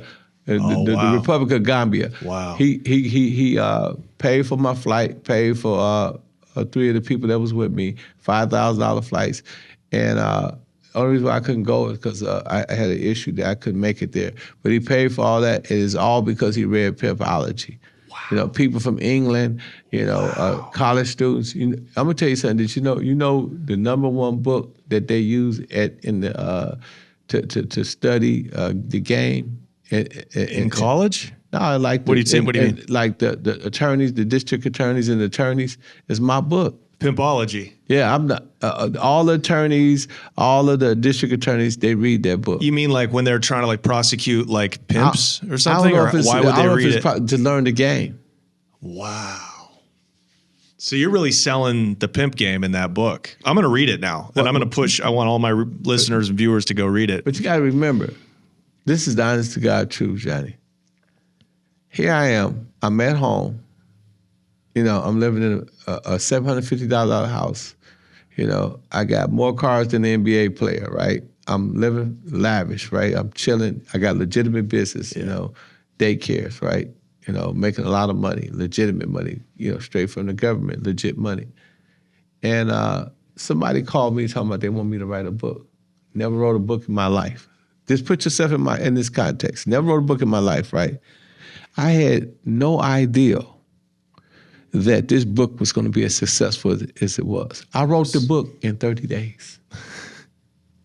The only reason why I knew how to write the book in 30 years because when I was in prison, I used to do Sunday school lessons for the prisoners. So I went to took a couple prison classes. I took English 101, English 102, and I understood the 5-paragraph form. Introduction, body, and conclusion. You know what I'm saying? And use stories as an example. So I just followed that method, right? Yeah. And they had a co-author named Karen Hunter. She couldn't even write none of the book. So they actually took 50% of her money back because I ended up writing the book. And, I didn't know I could write that good. I didn't even know that I could write. I didn't even know that I was an author. And then that went so well, then I wrote my other book. So it's a little bit more extensive. You know what I'm saying? I did a little bit more research. So I wrote my other book, The Art of Human Chess. It's like the art of war. Now here's the secret of my books. The 48 Laws of Game, the 48 Laws of Power. They parities. The art of war, the art of human chess. Right. So, I use the parities, and guess what? Most African Americans don't know this. When you write a book, and you African American, they put you in the Chitlin Circuit of Barnes and Nobles. They put you in the back with Martin Luther King and Malcolm. Right. When you say self-help, all my books are self-help. You get next to Kiyosaki. You get next to Robert Greene. Tony Robbins. So that's why my book was so sell. A lot of white people will read my book because, they don't know what pimpology is. They don't know what the hell. But, my book is self-help. Yeah. So I use a lot of the principles that I learned from Tony Robinson and Zig Ziglar. I kind of wrote it for African Americans to understand it from that perspective. Like, man, listen, this is what Napoleon Hill meant. By having whatever the mind believe it, conceive it, can achieve. This is what he mean by persistence. This is what Sun Tzu meant about, if you're going right, go left. A general usually win the battle before you go to the battlefield. Right. So I'm writing those principles about using ghetto folklore to communicate, right? Yes. And that's why they so successful. So a white person that's an educator or that's educated, he can read my book and it reads the same way Robert Greene. It reads the same way as the art. But I'm just using ghetto folklore. I'm not talking about Julius Caesar. I'm not talking about, Theodosius. I'm talking about, Pookie, I'm saying, from the hood. Yeah. I'm talking about, Don Juan. I'm talking about, Pimp Snooki, John Devine, JD, relative people that's current in the society. Yeah. But I'm using the same principles. And that's one thing. My comprehension level is on 10. So, and then so lastly, I'll talk about this. So all of that, right? The roads that you take to get to your destiny is not the one to get you there. It's your detours. So all of that, right? If you put me in a crystal ball when I was pimping and you would have told me I would be the founder of the hip hop fraternity, right? Which we have 40,000 members, 23,000 registered members that you can see. Go on the site, hhfmedia.com, you can see that we actually have that many members that's actually registered, and I have over 100 executives. I have 39 CEOs of my company. I would have told you, man, you crazy. I'm not going to be around all these people. I'm going to be around some hoes and some pimps all my life. Yeah. I'm going to be the biggest pimp that ever lived. I'm going to be living somewhere in Tahiti with fishes flying through my legs. This is what my perception was. That was your dream. But see, God, the steps of a good man are ordered by God. See, man have plans, but God is the best of planner, right? Right. So God had something different for me. And everything I was going through, the hoes, hoes leaving me, it prepared me for being in a situation where you have an organization where people leave all the time. Of course. People start at your feet, end up at your throat. And there's disappointments. Like people have to learn business is not all smooth, man. It's really difficult sometimes. Prepare me for that, right? Being in prison, and being in the debate groups in prison, it taught me how to be, get into dialectics and how to debate. And it also taught me, how to deal with people that was Machiavellian, the most conniving and the most deceptive people in prison. Right. These cold. They cold. They're like politicians. So that taught me that. And then, also all of the negativity that I did, right? I realized as being a player, being, gained up, I realized there's only one way to deal with people, and that's with no gain. So in my organization, our policy is no gain. We don't charge nobody to get in. I don't charge nobody to perform. We feed everybody for free. We just gave $40,000 worth of Christmas toys to all the people in Atlanta that couldn't afford it. Wow. We fed artists. Our chef fed 5,000 people in Michigan, gourmet type food, wow. Steaks and shrimp. It's a young lady, her name, Siobhan. Siobhan Williams, I believe. Her brother got killed, and he got killed by the paramedics because the paramedics didn't have the equipment. So he was dying from oxygen, right? He's asthmatic. So they could afford the lawyer, or I don't know if they could afford it, but I allowed one of my lawyers to represent them for free. Michael Harper, he has Harper Law Firm. So we gave them free. So all the stuff that I was doing create the remorse, right? So I used to be, I don't give a I had no heart, no sympathy. Right. Now I'm the most loving person in the world. Right. Okay. You know? So let me ask you about that, because you have a son, you have a grown son. And daughters. How many daughters do you have? I got 4 daughters and I got about 9 kids altogether. Oh my God. You really are kind of like an African king, you know? I got 2 sons. My son, one of my sons, he's an actor in Hollywood. Okay. Yeah. So you've got 11 kids? 11 kids. 11 kids. Wow. Well, I mean 9. Okay. 9 kids. But a couple of them, you know, was just like I raised. 3 of them I just raised. 6 is actually mine. Okay. But you got a shitload of kids. Right. Are you married? You know, I don't discuss my personal life, but. Well, but I'm just curious about that, because you went from this cold-hearted pimp, always mind controlling, always on 10, always playing the game, to now no games. Has that softened and warmed your heart towards a relationship and towards being with a woman? And has it made you love women and appreciate women more now that you're not in the pimp game? Well, I'll tell you about the love, right? The love came when I had my daughter. So my daughter, when I had my first daughter, I was 31. Her name Kiki. That's my first experience of love. So my kids is who I love. You know, women, you know, you deal with women accordingly, right? Because even somebody who ain't never pimped or never had a hole in their life, you know.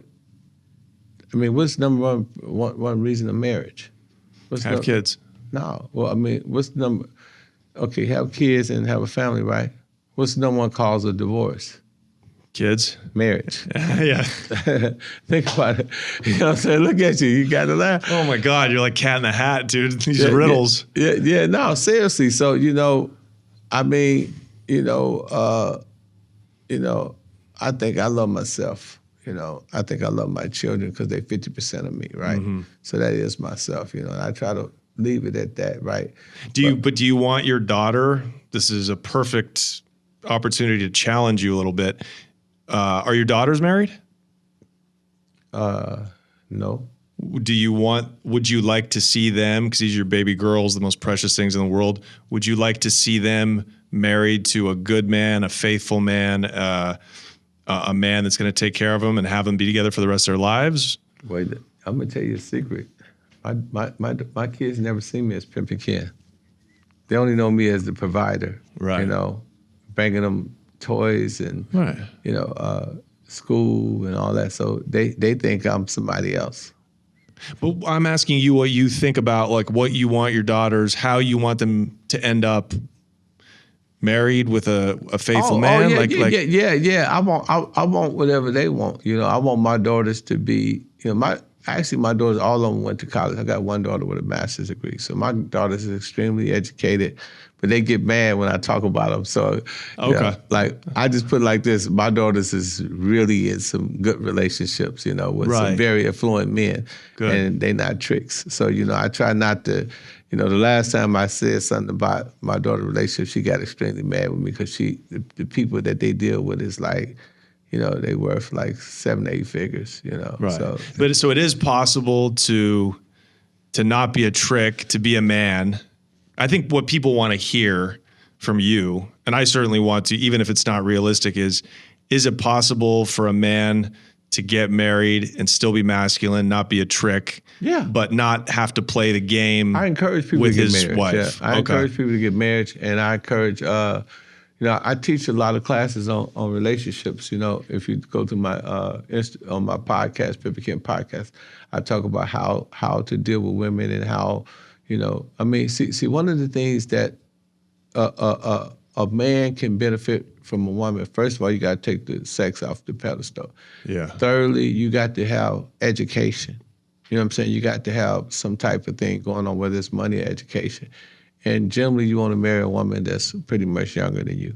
A woman needs, that's for sure. A woman needs to look up to a man. Yeah. You know, so there are tactics that I use. Now, the square women that if I deal with them, they love me because, you know, I'm a gentleman first. You know what I'm saying? I'm not, even if you go back into my pimp game, you see me evolve to the point where, you know, it was just me and the bras getting money, right? It wasn't them and a bunch of tricks. You know what I'm saying? And these bras were actually living well. You know, probably out of all the women that I deal with, you know, all of them still doing good. Really? Because of the game that I gave them. And they merch older women. So because most prostitutes end up on drugs, all messed up, dead. Like my son mother was from the game. Really? But she oh, she won. She won. Yeah, his mama is like, she got her own businesses. She you know, she into nursing.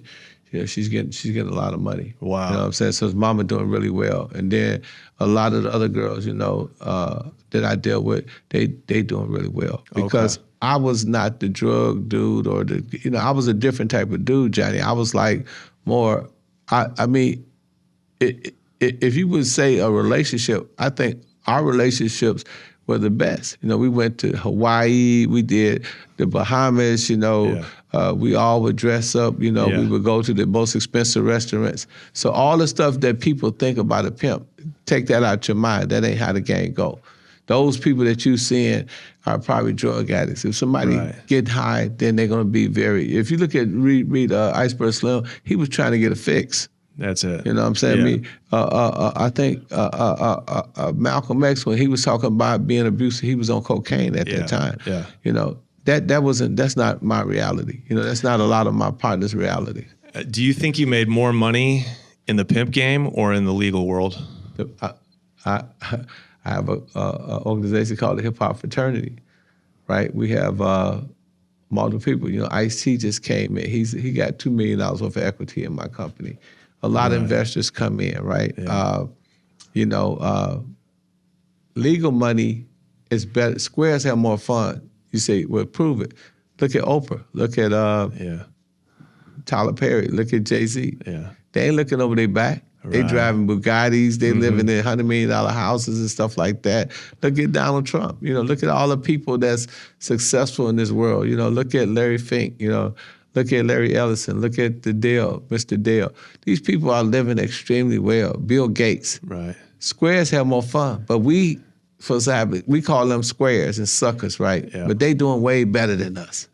You know, when you really want to be Bill Gates or you want to be yourself, you know what I mean? Come on, be real with yourself. You want to be Bill Gates, you would better be worth $150 billion. You could change, that's life-changing money. You could change your whole family with that money. Yeah, but I want to be me, though. I don't want to be Bill Gates with his I'm just hypothetically titties. speaking, you know, from the square.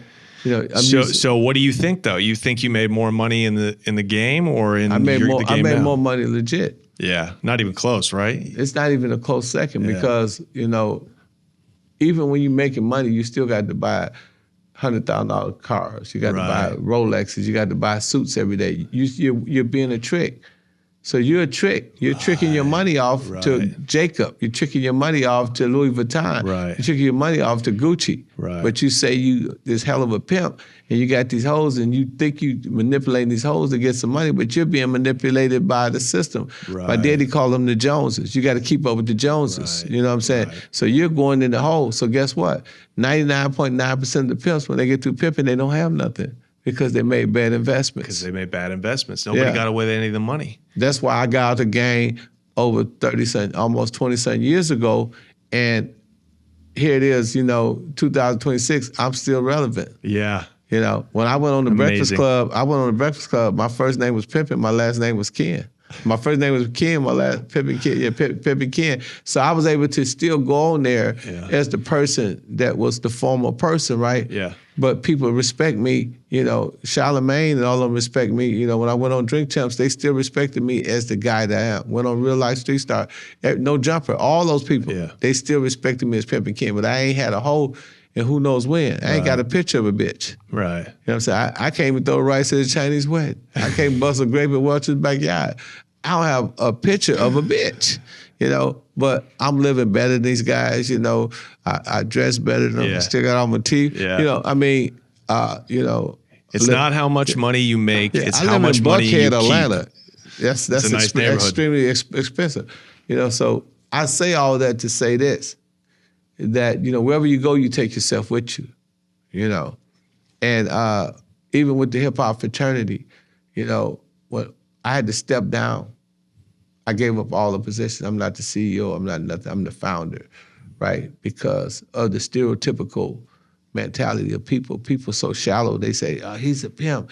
He's pimping this. He's doing that. So I had to put, people like Jane C.B. Gray, Miss Kentrice, and Miss Asha Castleberry in leadership roles. Mm-hmm. These are all squares. These are all people that, politicians, Miss Castleberry, she used to be the national security advisor for Kamala Harris. She's been on every news outlet, but I understand my position. I got to be a ghost. I got to play the background. Yeah. I can't be out there like I used to be. Mm-hmm. And that was one of the kickbacks of being a pimp. Here I am, this highly intelligent man, that have a Fortune 500 company, that deal with all type of business people. But I had to be anonymous at my own company because of the mistakes that I made. So there's still a stigma around it, even after all these years. I would never get rid of it. Wow. People said, why do you still call yourself Pimpin Ken if you feel it's a stigma? I said, because I'm Pimpin Ken. I'm pimping me now. Mm-hmm. You know what I'm saying? People, when I put that twist on, they say, oh, okay. And I said, well, why is Coca-Cola still calling itself Coca-Cola? Because if HBO put you out there to 1 billion people and you can make money, well, you'll be a damn fool to abandon that brand. Damn fool. But if the brand is detrimental to the organization, to the hip-hop fraternity, which is the fraternity with the 40,000 people, then it's only appropriate for me to step down and put other people in key positions and let them run it, Right. And just basically be an advisor or give my advice. But God gave me the wisdom to form the organization, the leadership skills to put all those many people together, to come up with the concept for, the magazine, for the HHF social media, first ever social. It's going to be on all of the apps. It's going to be called HHF Social. I got that from Donald Trump. He said Truth Social, so I said HHF Social. So I ain't gonna lie, Donald Trump gave me some game on that. He gave some game, and we liked him back then when he gave game. Yeah, I got to keep it real with him. You know what I'm saying? I mean, keep it real with everybody. I learn from everybody. Well, there's no one like you, Pimpin Ken. Thank you. I never thought I'd be able to sit down with cats like you. I didn't think this podcast was going to become what it was. I was just... I sought you. I saw that. Man, you sought me out. Yeah, I sought you. I said, man, this dude, I was looking at your podcast, Johnny. And I was like, man, I like that dude, man. He's so cool. I just like, That's high praise, man. You're the coolest guy ever. I mean, a lot of people don't understand street life, right? So we got codes, and it's like in business, right? It's certain codes, it's code language, and I said, this man know the code language of the street, and I was just, I was like, man, I like this dude. You know what I'm saying? I said, man, I got to work with him. And well, I'm glad we hooked up. I want everybody to go. I mean, I'm gonna go buy Pimpology. I like to read still, but if you listen to audiobooks, go get it. The bestseller, maybe the best-selling, if we can call it a hood book, of all time in America, probably up there with Iceberg Slim's book. What's it called again? Pimp the Story of My Life. Yeah. That was the big one. But I mean, it's unbelievable that you've lasted this long. You're not doing life in prison. You beat the odds in a big way. Yeah, I like to call you the Russell Simmons. That you're a new and improved Russell meets. I got to use one of your lines. I don't want to be Bill Gates. I'm Ken Ivey. You're Ken Ivey, man. Yeah, I'm Ken. But hey, Russell Simmons. Let's be. What I'm doing to hip hop, Jay-Z, Russell Simmons, Steve Stout, Baby from Cash Money. Neither one of them ever did, because see, all of them had Rockefeller, they had Cash Money, they had Cruz. I have an organization. That's it. No one has ever unified hip-hop. I'm the first one to ever do this. I'm the first guy in the history have created the ecosystem where you can come from all aspects and be integrated into the whole ecosystem of hip-hop, and I did it on a donut budget. I don't have the billions of dollars of Jay-Z. I don't have the connections of these guys. But one thing I do have, I have intuition, and I have studied Mark Zuckerberg, how he created Facebook and how he bought Instagram. I studied, Larry Fink. You know, I study Jamie Dimon. Jamie Dimon, excuse me, and all these different corporations. You know, Robert Smith. You know, just all of the greats. You know, Magic Johnson, and I looked at their business models. Right. You know, I study.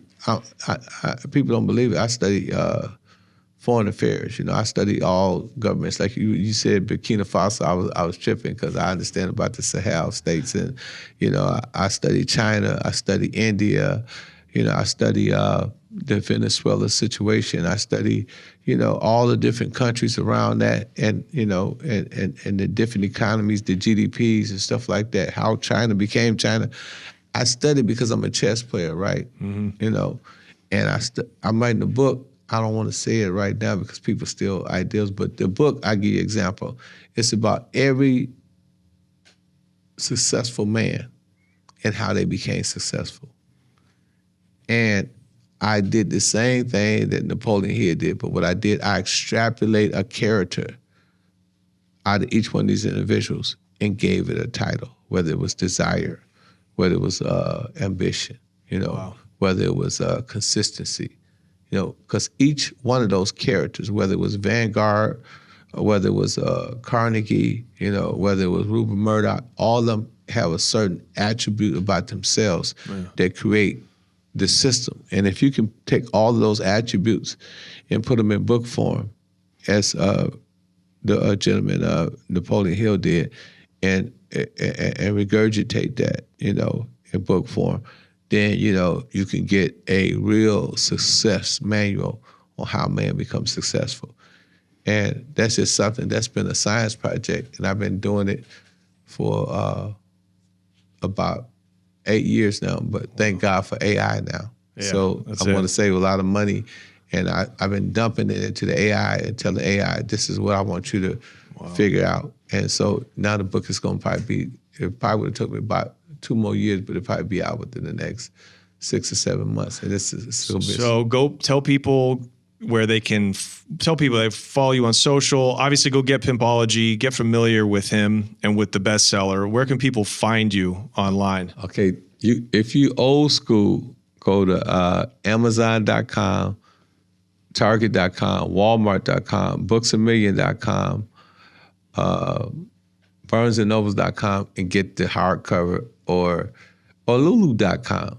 Please go to Lulu.com. They pay me directly. I get 60% for that. So if you go to Lulu.com, you want to get the paperback for The Art of Human Chess, just go in there and type my name, Pimpin Ken. But if you don't have time for that, you're a truck driver, or you're the type of person that just like to listen to books and do, you know, and stroll through Instagram, go to audible.com, type in my name, Pimpin Ken, in the search box. And both of the books will come up and you can order them. And we got free trials. So the first 30 days, you can listen to them and you can try them for 30 days. If you like them, then you can buy the book. And it's your voice, right? You're reading your book. No, I hired a gentleman to do it because I tried it, Johnny, that shit is hard. It's harder than it seems, right? Man, listen, I'm a hell of a reader. But, you know, I messed up so many times. I just went on, ACX allow you to hire a producer. Oh, yeah. I forget the gentleman's name, man. It's crazy, but he did such a marvelous job. And he's a hell of a reader. If you go to Louis Farrakhan. Audible.com. No, I'm just kidding. Nah, hell no. That's my man, though. But I love Farrakhan. Audible.com is, you know, they got producers, right? Yep. And you can order a producer from there. Oh, wow. You know, for like about $500 or $600, they'll read the entire book, and they very professional. Yeah. Oh, it's because you can't breathe. You know, if you breathe, you're gonna hear. Yeah, of course. You know, all that. I did the audio, man. When I got to listen to that thing, man, you could hear me breathing through the mic. I said, I can't do this. And they want me to do it over. I'm not doing it over. You know, I said, I'm just going to pay somebody to do it. Yeah, but so that's how they can get the book. And if they want to join the hip-hop fraternity for free, just go to hhfmedia.com. It's free. You know, it's thousands of people. We got everything in the Instagram. You can profile. You can DM people. You can put your pictures up. You can put your music up. And also, you know, if they want to get check back in about a month, you can go to HHF Social on the App Store and get the app. Now, the app does everything that Instagram do. They said, don't hate, imitate. So we imitated Instagram, but we'll have certain functionalities for the music people. So if you want to, you know, put your music on there, you can upload your music to the app, and you can hit a button and it'll take them over to your to a landing page, which will be your catalog, and they can purchase your music. And we pay 1,000% more than any streaming company. Wow. You know, we pay a whole $1. Streaming company pays 0.5%. So that means that every time you sell 1 million records, you only get 5,000. Wow. That could change the game. That's a disruptor for sure. That's why I said, you know, I move like a Fortune 5. I study, you know, all of the big corporations. You know, we're C corps. You know, so a C corps allows you to print your own money through negotiable instruments. So I can print stock. So we got 1 million stock at $100 par value. So my company got a capitalization of 100 million. So if we sell out tomorrow, I can print up another, you know, 1 million stock. And then eventually we can do an IPO. We can go. That's the goal. And then, you know, but in between that, then it's also a negotiable instrument because, you know, I could do what Vitamin Water did with 50. You know, I can partner with people like yourself and, you know, Ice-T and give stock options, you know, in exchange for, you know, us doing business, you know. I mean, you might, you know, it might turn out very lucrative for you. You know. What a remarkable individual, Pimpin Ken Ivey. Thank you again, sir. You want to stick around for a quick bonus episode? We can get your son in, and because there's some questions that I still have. Okay. Really honored to sit down with you, sir. Thank you, guys. We'll see you over at Patreon, patreon.com/TheConnect with more of the legendary, the American hero, Pimpin Ken. Take care, guys.